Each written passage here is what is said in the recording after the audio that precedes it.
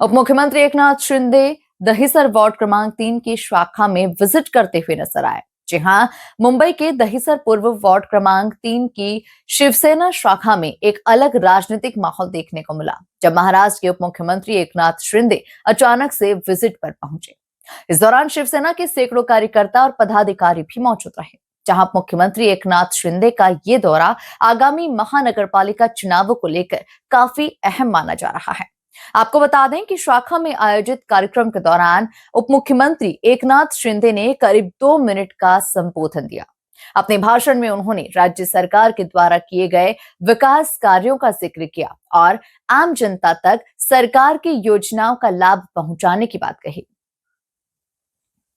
इसी के साथ ही उप मुख्यमंत्री एकनाथ शिंदे ने 40 सालों से शिवसेना के लिए काम करने एक निष्ठ शाखा प्रमुख प्रकाश पुजारी की चर्चा की और उनके काम के बारे में भी बताया। यहां आपको बता दें कि एकनाथ शिंदे उप मुख्यमंत्री महाराष्ट्र जिन्होंने ये दौरा किया, उन्होंने कहा, हमारी सरकार ने आम आदमी के लिए काम किया है। विकास, सुरक्षा और जन कल्याण हमारी प्राथमिकता रही है। आने वाले महानगरपालिका चुनाव में जनता फिर से विकास को ही चुनेगी।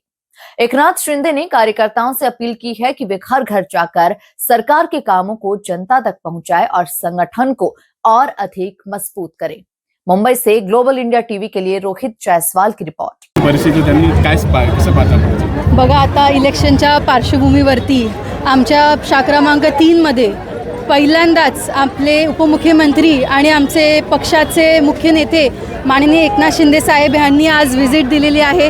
त्यांच्या बोलण्यामध्येच आम्हाला कळलं की ही फक्त एक शाखा भेट होती, पण आमची एवढी लोकांची गर्दी आणि त्यांना भेटण्यासाठी आणि त्यांना पहिल्यांदा बघण्यासाठी पक्षाचा एवढा आनंद झाला आमच्या लोकांना आणि त्यांनासुद्धा भरपूर आनंद झाला। आमचे मागाठाण्याचे आमदार प्रकाश सुर्वे साहेब देखील आमच्या प्रभाग क्रमांक 3 मध्ये भरपूर काम केलेलं आहे। म्हणून जसं आता एकनाथ शिंदे साहेबांनी सांगितलं की मला आता परत यायची गरज नाही पडणार इथे, कारण त्यांनी बघितलंय की लोक आणि जोश किती आहे। आमचे शाखा प्रमुख प्रकाश पुजारी साहेब, आमची शाखा संघटक सुषमा गायकवाड ताई, हे जेव्हा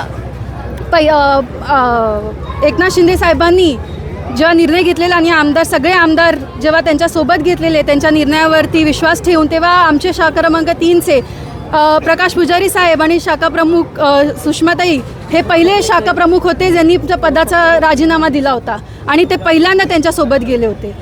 जेव्हा कोणच नगरसेवक नव्हता, नाही इतर कोणी होते, तेव्हा त्यांनी त्यांच्यावर विश्वास ठेवला। मग तसंच पुढे आमचा देखील त्यांच्यावर भरपूर विश्वास आहे आणि आमचा प्रभाग क्रमांक 3चा वन खात्याचा विषय पण देखील त्यांनी मांडलेला आहे। एवढंच बोलले आणि धन्यवाद। कोणाचंही नाव न घेता त्यांनी एकनाथ शिंदे यांनी भर सभेमध्ये प्रकाश पुजारी हेच नाव फक्त हाक मारलेलं, काय सांगा?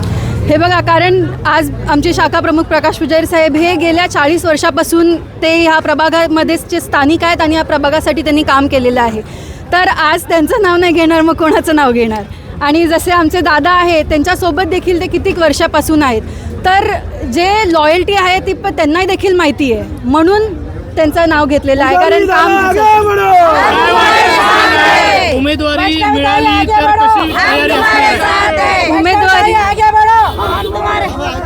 मी तर सांगेल, आम्हाला तयारीची गरज नाही आहे। आम्ही इथे गेल्या 5 वर्षापासून, गेल्या 3 वर्षापासून एवढी इथे मेहनत केलेली आहे की इथे उमेदवार कोणी दाखल आला तरीही इथे जिंकून येणार आणि अक्षरशः खूप सुंदर चांगल्या मतांनी जिंकून येणार। स्वतः इथे इच्छुक आहात, आपल्याला तिकीट मिळणार किंवा नाही मिळणार, तर आपण कशी आपली दोन्ही कडून तयारी आहे? हे बघा, मी एक युवा आहे आणि जर मी एक MBA आहे, मी जर माझं शिक्षण जे माझं आहे आणि माझ्या वडिलांचा जे आतापर्यंत 40 वर्षाचा जो अनुभव आहे ते सोबत घेऊन मी चालणार आहे आणि त्याच्यानंतर विजय हा आमचा असणारच आहे। आणि जरी उमेदवारी नाही दिली तरी आम्हाला कोणावरती राग नाही आहे। पक्षासाठी काम करण्याचा आमचा हेतू आहे आणि हाच पुढे देखील राहील।